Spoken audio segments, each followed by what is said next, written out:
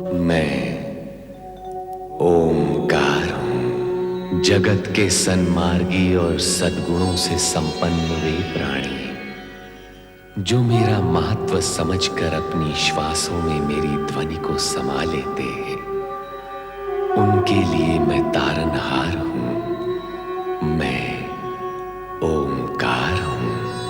आकाश मार्ग से जाते हुए नारद ने नीचे की ओर देखा कि विंध्याचल झुका हुआ है। नीचे आकर पूछने पर ज्ञात हुआ कि गुरु अगस्त्य के आदेशवश वो झुका है।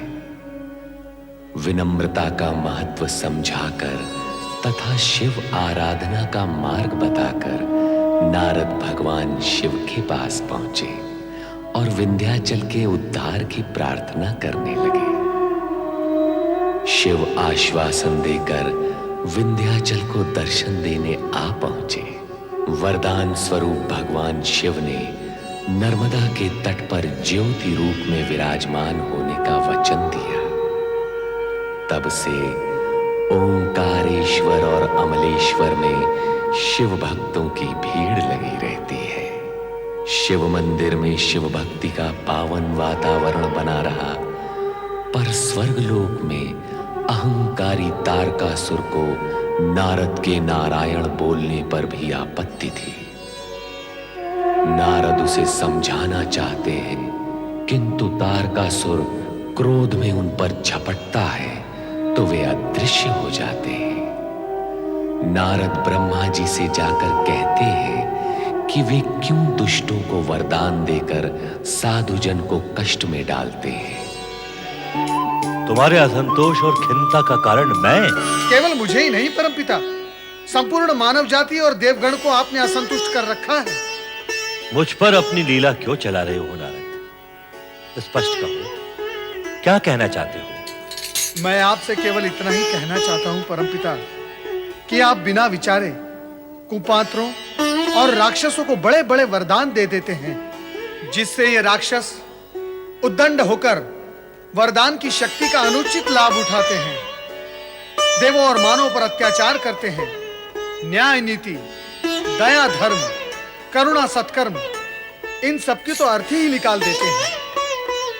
लगता है किसी असुर द्वारा पीड़ित होकर यहां आ रहे हो। परमपिता, आप स्पष्ट क्यों नहीं कहते कि आप ही के वरदान से उन्मत्त हुए उस असुर से पीड़ित होकर आ रहा हूं मैं, और उस असुर का नाम है तारकासुर। अब तो आप जान गए ना कि मैं कहां से आ रहा हूं। तारकासुर को तुमसे क्या शत्रुता हो सकती है नारद? नारायण नारायण, वही जो दुष्ट को सज्जन से होती है। देवताओं से उसकी क्या शत्रुता थी? क्यों उसने देवराज इंद्र को स्वर्ग से भगाया? क्यों वो देवताओं के पीछे लगा हुआ है? क्यों वो पृथ्वीवासियों पर अकारण अत्याचार करता है? क्या कारण है उसके इन सब उत्पातों का? उसकी दुष्टता, उसकी तामसिकता, उसकी असली वृत्ति, उसका उद्दाम अहंकार। ऐसे नीच प्राणी किसी कारणवश किसी के शत्रु नहीं होते, वो तो अकारण ही शत्रु हो जाते हैं। यदि कोई कारण होता भी है तो अत्यंत समुचित। अर्थात कारण तुमने उसे दिया। परमपिता, दुष्ट को अपनी दुष्टता त्यागने के लिए कहना उसकी दुष्टता को अधिक विकराल बना देता है। मैंने तो तारकासुर से केवल इतना ही कहा कि वो पृथ्वीवासियों पर अत्याचार न करे, अन्यथा इसके परिणाम अशुभ होंगे। बस इतना सुनते ही उसकी भ्रुकुटी तन गई। मैं वहां से भाग निकला। आप हंस रहे परमपिता?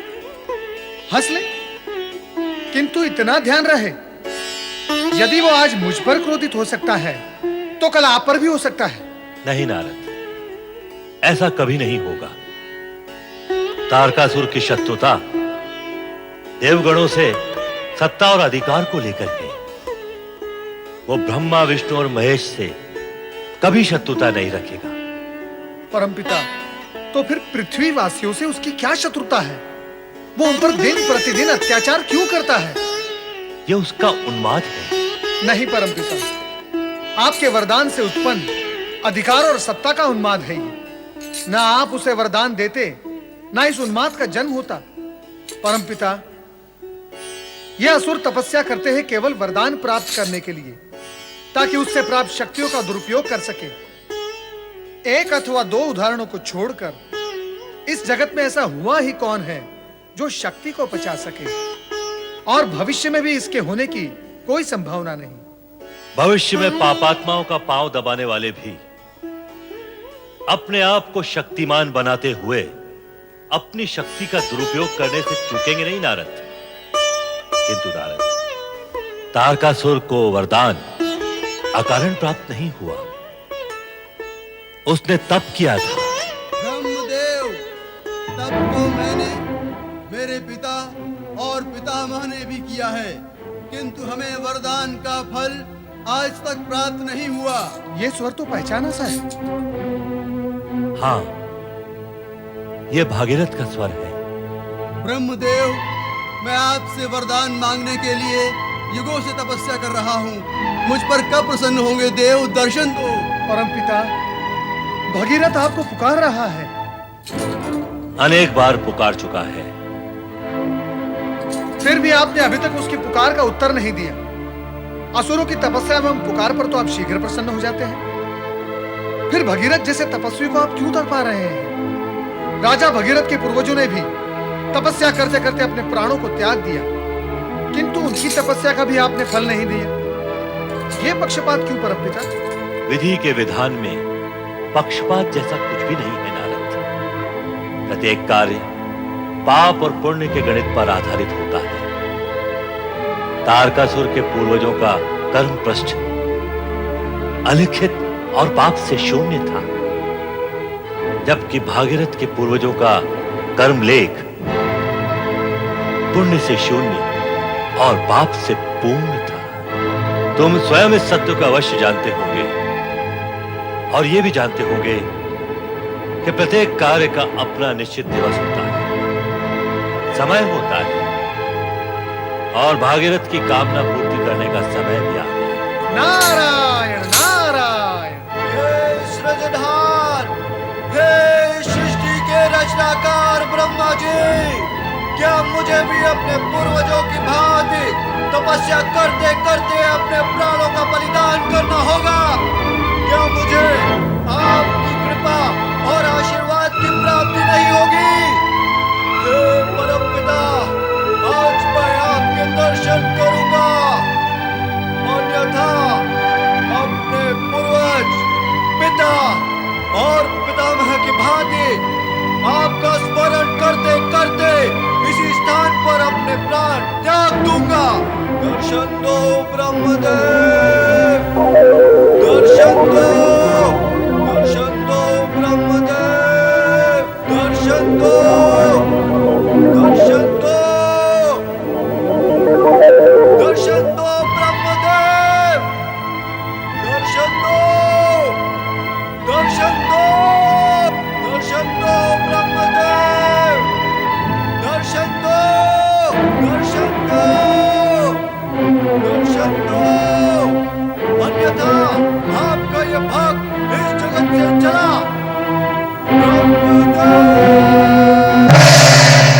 भगीरथ,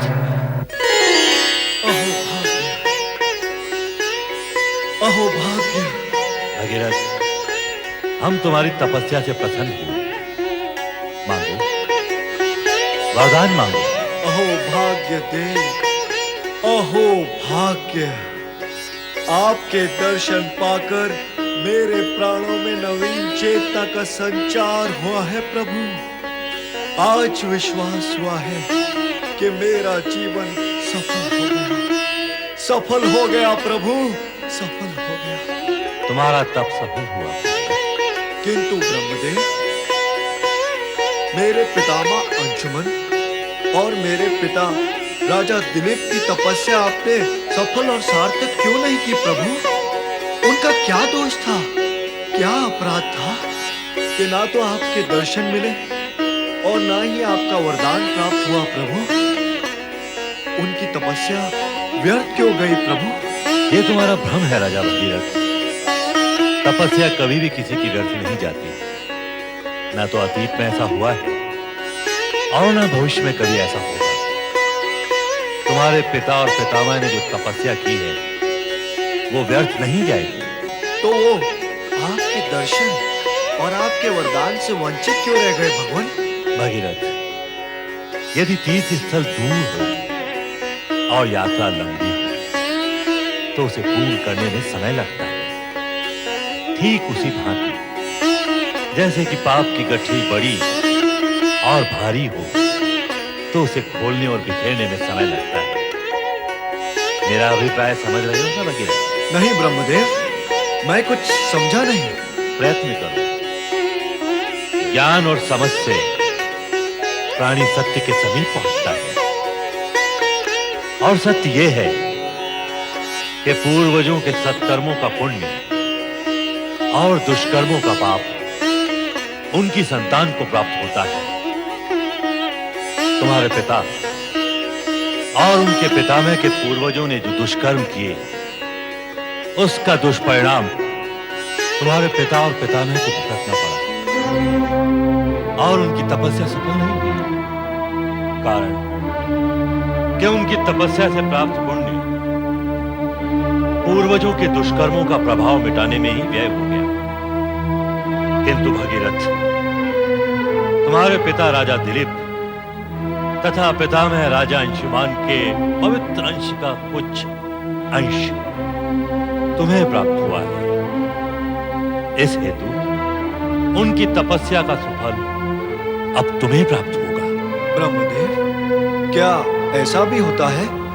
पूर्वज और पिता के पुण्य और पाप का फल संतान को प्राप्त होता है? ऐसा ही होता है भगीरथ। यह प्रकृति का अटूट नियम है, और तुम्हारे वंश में घटी घटनाएं इस अटूट नियम का प्रत्यक्ष प्रमाण है। जो व्यक्ति इस अटूट नियम से परिचित होता है वो कभी दुष्कर्म नहीं करता, कारण कि उसे ज्ञात होता है कि उसके दुष्कर्म उसके संतान के प्राणों पर भारी होंगे। किंतु जिन्हें इन नियमों का ज्ञान नहीं होता है वे दुष्कर्म करके अपनी संतान के भविष्य को स्वयं ही कष्टों के अंधकार में धकेल देते हैं। तुम्हारी ये तपस्या इस सत्य को जगत के सामने उदाहरण बनाकर रहेगी, और तुम्हारी तपस्या का पुण्य युग युगों तक तुम्हारी संतान को प्राप्त होगा। तो ब्रह्मदेव, प्रकृति का यह अटूट नियम क्या युगों तक चलता रहता है? निश्चित रूप से चलता है भगीरथ, प्रलय तक तथा प्रलय के पश्चात, उसके पश्चात के प्रलय तक। किंतु भगीरथ, आने वाले कलयुग में प्राणी इस नियम पर विश्वास न करते हुए अपने कुकर्मों में लिप्त होकर अपनी संतान के भविष्य को कष्ट में डाल देंगे। संतान को जो असाध्य कष्ट होंगे वे उसका कारण ढूंढते रहेंगे, किंतु उसका निदान नहीं पा सकेंगे, और इस परिणाम पर भी कभी नहीं पहुंच सकेंगे कि संतान को जो कष्ट मिले हैं उनका कारण उनके स्वयं के पाप कर्म हैं। जो प्राणी इस सत्य और नियम का ज्ञान और ध्यान रखते हुए सत्कर्म करेगा उसकी संतान भी सुख और समृद्धि से पूर्ण होगी। अब मुझे अपने पूर्वजों के उद्धार निमित्त क्या करना होगा भगवान? क्या करना होगा? गंगा के पृथ्वी पर अवतरित होने से तुम्हारे पूर्वजों का उद्धार अवश्य होगा, किंतु एक बाधा है। अब और कैसी बाधा शेष है परमपिता? अब तो बाधाओं की गति पर विराम लगाए भगवान। तुम्हारे कर्म के प्रतिफल अथवा मेरी ओर से कोई बाधा नहीं है। यह एक भिन्न प्रकार का गतिरोध है भगीरथ। कैसा गतिरोध? स्पष्ट करे ब्रह्मदेव। तुम अपने उन पूर्वजों का उद्धार करने के इच्छुक हो जो कपिल मुनि के श्राप से भस्म होकर राख का ढेर बन गए थे। तुमने, तुम्हारे पिता ने और तुम्हारे पितामह ने मेरा तप किया। तुम तीनों ने ही मेरा तप करके मुझे प्रसन्न करने की चेष्टा की, पर तुम्हारे पूर्वजों का उद्धार तो गंगा के पवित्र जल से होगा। तो क्या अब मुझे माँ गंगा की आराधना करनी होगी? उत्तम तो यही होगा। ये भी उत्तम ही है ब्रह्मदेव। आप जगत के सृजनहार हैं। माँ गंगा स्वर्ग में वास करती है। सभी देव देवियां आपसे संबद्ध और आप ही में समाविष्ट हैं। आपके सम्मुख नथ ये मस्तक माँ गंगा की आराधना में भी नथ ही है। स्वीकार करे भगवान, मैं तो कोई अंतर या भेद नहीं समझ रहा परमपिता। भेद न होते हुए भी इतना स्पष्ट समझ लो भगीरथ कि गंगा श्री हरि विष्णु के चरणों में वास करती है। अतः इस विषय में श्री हरि विष्णु की आज्ञा आवश्यक है। उसके पश्चात मूल बाधा है गंगा के पृथ्वी पर अवतरण की। उसे इस पृथ्वी पर केवल भगवान शिव शंकर ही अपनी जटाओं में धारण कर सकते हैं। अतः तुम्हें सर्वप्रथम इस कार्य के लिए शिव शंकर को मनाना होगा। अवश्य मनाऊंगा, अवश्य मनाऊंगा ब्रह्मदेव।